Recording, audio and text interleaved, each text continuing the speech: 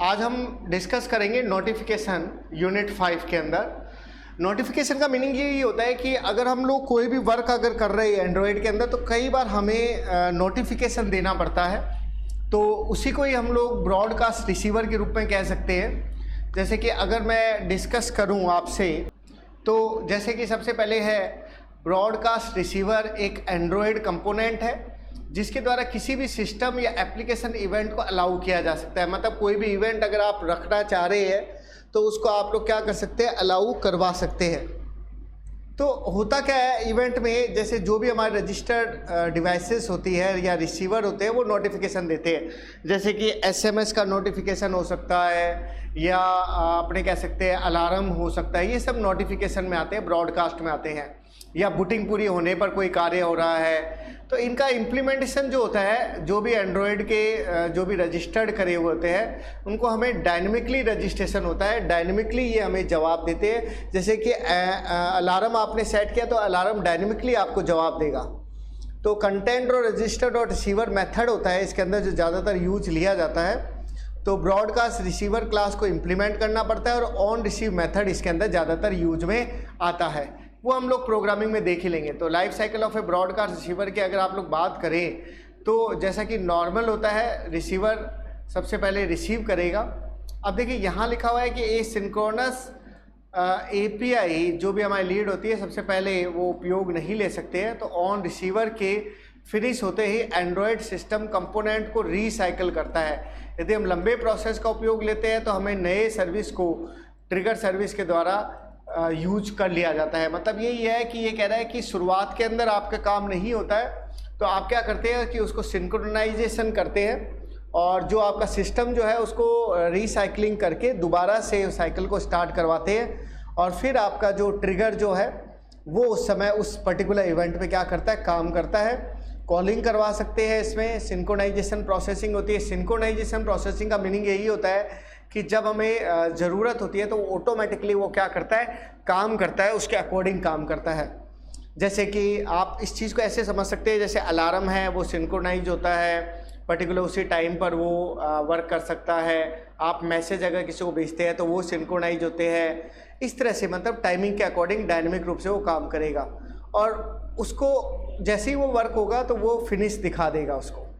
अब रिसीवर जो होते हैं इसमें कह रहा है कि रिसीवर का उपयोग नहीं लिया जा सकता, यूज़र आवश्यकता अनुसार किसी भी एप्लीकेशन को रोक सकते हैं। आप मैनेजमेंट जब करना चाहते हैं तो आप रिसीवर के अंदर किसी भी प्रकार का मैनेजमेंट कर सकते हैं।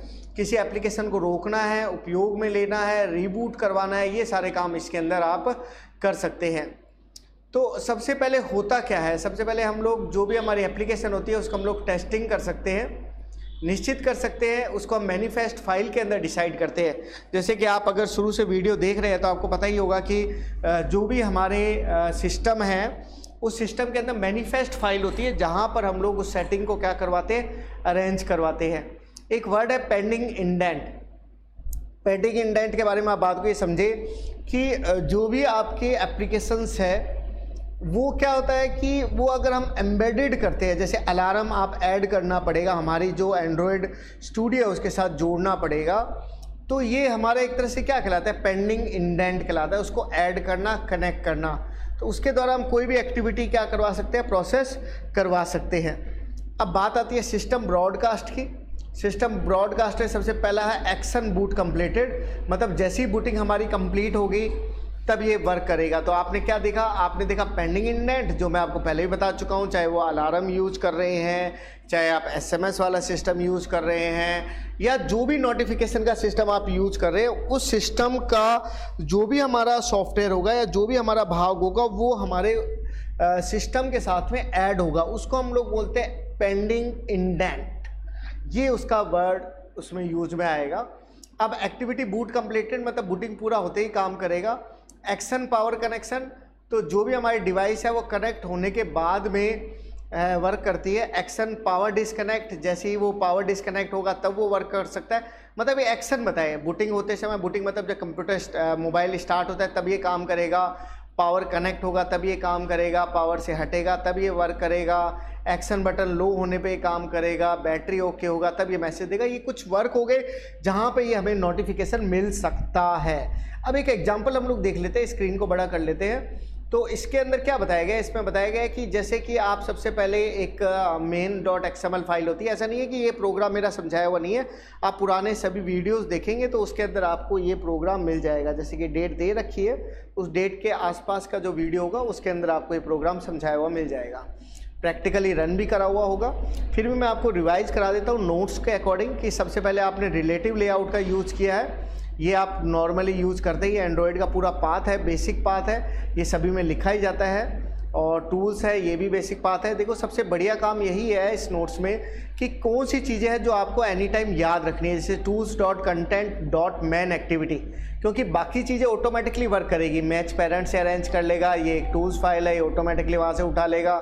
एक टेक्स्ट व्यू मतलब टेक्स्ट बॉक्स आप ले रहे हैं, उसके अंदर भी आपका जो विड्थ है, हाइट है, ये ऑटोमेटिकली वहाँ से ले लेगा, मतलब पेरेंट के अकॉर्डिंग अरेंज कर लेगा, रैप कर लेगा। लेकिन ये चीज़ आपको याद रखनी है कि ये आप नोटिफिकेशन नाम का एक टेक्स्ट उसके अंदर यूज कर रहे हैं। अब देखिए वापस से बटन है, लेफ़्ट टू लेफ़्ट हो गया, राइट से हो गया, पेरेंट के अकॉर्डिंग अरेंज करेगा, टॉप से पेरेंट के अकॉर्डिंग अरेंज करेगा। इस तरह से ये बेसिक सी चीज़ है। मेन चीज़ आपको यही ध्यान रखनी है, एक तो नोटिफिकेशन का और एक .main एक्टिविटी का। टेक्स्ट व्यू के बाद ये आपने एक बटन रख रखा है, मतलब बटन के अंदर आप क्या कर रहे हैं, वही सेम रैप कंटेंट कर लेगा, हाइट को भी विड्थ को भी। मेन जो ध्यान देने वाली बात है वो एंड्रॉयड की आईडी है, जो डबल स्लैश करके, इट मीन्स ये आपको एनी टाइम याद रखने चाहिए। एंड्रॉयड आईडी होगी, बॉटम से कितना अरेंज करना है, एंड से कितना करना है, स्टार्ट से कितना करना है, ये एक बेसिक से आउटपुट हो गए जो ऑटोमेटिकली कर लेता है। अगर नहीं करेगा तो आप इसको ड्रैग ड्रॉप करके या इसके रीसाइज करके भी आप इसको चेंज कर सकते हैं। अब ये देखिए, ये भी बॉटम से, एंड से, स्टार्ट से ऑटोमेटिकली उसको अरेंज कर लेगा। जो आपका रिलेटिव लेआउट है वो लास्ट में आप क्या करना पड़ेगा, बंद करना पड़ेगा, और यहाँ पे आपका एक टेक्स्ट आएगा नोटिफिकेशन का। अब आ जाते हैं हम लोग जावा फाइल पे। जावा फाइल में जो बेसिक हमारे क्लासेस होती है वो सारी क्लासेस का नाम यहाँ पर लिखा हुआ है, जैसे कि माई एप्लीकेशन नोटिफिकेशन मैनेजर हो गया, पेंडिंग इंडेंट जैसे मैंने आपको बताया था एम्बेडेड के लिए काम में आता है, इंटेंट हो गया, बंडल हम लोग यूज़ करते हैं, व्यू हम लोग यूज़ करते हैं, बटन हम लोग यूज़ करते हैं क्योंकि बटन हम इसके अंदर यूज़ कर रहे हैं। थोड़ा साइज वापस छोटा कर लेते हैं, वही सेम ऐप कॉम्पैक्ट एक्टिविटी और नोटिफिकेशन कॉम्पैक्ट एक्सटेंड आपने किया ऐप कॉम्पैक्ट एक्टिविटी। हो सकता है कि प्रोग्राम की लैंग्वेज आपको समझ नहीं आए तो वही बेटर तरीका रहेगा कि जो टाइप किया हुआ या रन किया हुआ वीडियो वो जरूर आप देख लें। फिर भी मैं कोशिश कर रहा हूँ। वर्ड ऑन क्रिएट आपने किया, super dot on create, saved instance state, आपने लेआउट को अरेंज किया मेन के अकॉर्डिंग, आपने बटन की आईडी उठा ली, ये ऑन क्लिक लिस्टनर आपने कॉल कर लिया। मतलब ये बेसिक सा आइडिया है जो सभी के अंदर आपको यूज़ करना पड़ेगा। अब ऑन क्लिक करने पे व्यू को ये करेगा। अब देखो ये लिखा हुआ भी है, देखो इसमें साफ लिखा हुआ है कि ये कॉमन मैटर है, मतलब इतना तो आपको याद होना ही चाहिए। अब इसके अलावा अगर कुछ आप याद रखना चाहते हैं तो इतना तो आप ध्यान रखें कि एक नोटिफिकेशन बिल्डर को आप उसमें क्या कर रहे हैं, ऐड कर रहे हैं। अब इसी तरह से आपने उसका टाइटल बता दिया कि नोटिफिकेशन एग्जाम्पल करके एक मैसेज आ जाएगा और एक मैसेज आ जाएगा वो जो कि टेक्स्ट बॉक्स के अंदर शो होगा। फिर भी अगर आप एक्स्ट्रा और समझना चाहते हैं तो आप ऑटो कैंसिल ट्रू कर सकते हैं, प्रायोरिटी है वो आप बाय डिफ़ॉल्ट रख सकते हैं, इंटेंट को अगर आप जोड़ना चाहते हैं जिसके द्वारा नोटिफिकेशन डॉट क्लास जुड़ेगी, जिसको मैं अभी 2 मिनट बाद आपको समझाने वाला हूँ, उसको भी आप समझा सकते हैं। वही सेम एक्टिविटी हो गया। एक्स्ट्रा अगर कोई मैसेज अगर देना चाहते हैं तो एक्स्ट्रा मैसेज भी आप इसमें दे सकते हैं, और पेंडिंग इंटेंट के अंदर आप एक्टिविटी है वो आप शामिल कर सकते हैं, और भी काफ़ी चीज़ें हैं जिनको हम लोग इस्तेमाल इसके अंदर ले सकते हैं। मैनेजमेंट का काम कर सकते हैं, सर्विस देने का काम कर सकते हैं। तो ये आप कोडिंग देखकर, जैसे इसमें दिख रहा है, नहीं समझ में आ रहा हो तो आप वीडियो देख लें, वही प्रैक्टिकल वाला वीडियो, उससे आपको समझ में आ जाएगा। लेकिन जो ज़रूरी मैटर वो यही है जो कि इसने नोट्स में अंडरलाइन कर रखा है। चलिए अब आगे चलते हैं। नोटिफिकेशन व्यू जैसे कि मैंने बताया था पेंडिंग इंडेंट पे इस फाइल को ये कॉल करेगा। वही same on create bundle saved instance state find view ID text view को कॉल करेगा जहाँ पे इसको मैसेज को शो करवाना है। बस इतनी सी बात है कि आपको ये बात लिखनी है जो कॉमन मैटर के अलावा, कि टेक्स्ट व्यू जो भी हमारा आ रहा है उस पर सेट टेक्स्ट के अंदर वो मैसेज क्या होने लग जाएगा, शो होना शुरू हो जाएगा। अब ये सेम टू सेम एक एग्जांपल और रखा हुआ है, उसी के अंदर से पेरेंट टॉप वही सेम स्टाइल देना और बॉटम से अरेंज करना, पेरेंट से अरेंज करना, वही टेक्स्ट बॉक्स इसमें ले रखा है। एज इट इज़ वैसा ही है, कोई ज़्यादा इसमें डिफरेंस नहीं है, एक बटन इसमें ले रखा है। और फिर अगर अपने नेक्स्ट फाइल में आते हैं तो यहाँ पर मिड मैप का यूज़ किया है, इसने एक आइकन बटन लिया है जो कि लॉन्च करवाने के लिए इसमें मैनिफेस्ट फाइल के अंदर ये यूज़ लिया जा रहा है। और मिड मैप का राउंड आइकन के रूप में लेगा उस पिक्चर को, जिस पे क्लिक करने पे ये क्या करेगा, काम करेगा। और इसी तरह से जो इंटेंट का फ़िल्टर है उसके अंदर आपने उसको क्या करवा दिया, ऐड करवा दिया कि ये लॉन्चर की तरह काम करेगा, मतलब इस पर क्लिक करते ही वो काम करना शुरू कर देगा। अब इसी तरह से अगर हम लोग आगे बात करते हैं तो नेक्स्ट जो ये प्रोग्राम है मिड मैप वाला, जैसे हमने शुरुआत की फ़ाइल हमने बनाई ली है, तो उसके अंदर हमने क्या किया, मिड मैप का जो लॉन्चर राउंड आइकन है, थीम अभी वापस अभी 2 मिनट पहले मैंने बताई थी, उसमें क्लियर नहीं था, इसमें साफ आपको समझ में आ रहा होगा कि किस तरह से एंड्रॉयड का नाम लिया गया है, एंड्रॉयड का लॉन्चर की कैटेगरी बताई गई है। इससे मेन जो चीज़ जो याद रखने वाली है वो यही है कि ब्रॉडकास्ट ये मैनिफेस्ट फाइल, हो सकता है कि आपको नहीं समझ में आ रही होगी, तो ये समझो कि आप जब आप मैनिफेस्ट फाइल खोलेंगे इतना मैटर आपको ऑटोमेटिकली शो होगा, कुछ भी आपको दिमाग नहीं लगाना। हाँ, ये अलग बात थी कि मिड मैप का लॉन्चर आपको बताना पड़ सकता है उसका बात, लेकिन इससे मेन जो थीम है वो मेन जो है, जैसे बाकी जगह मैंने 2 डैश नोट्स में रखवा रखे थे, वैसे same to same receive Android ने माई ब्रॉडकास्ट रिसीवर को ये कॉल कर रहा है।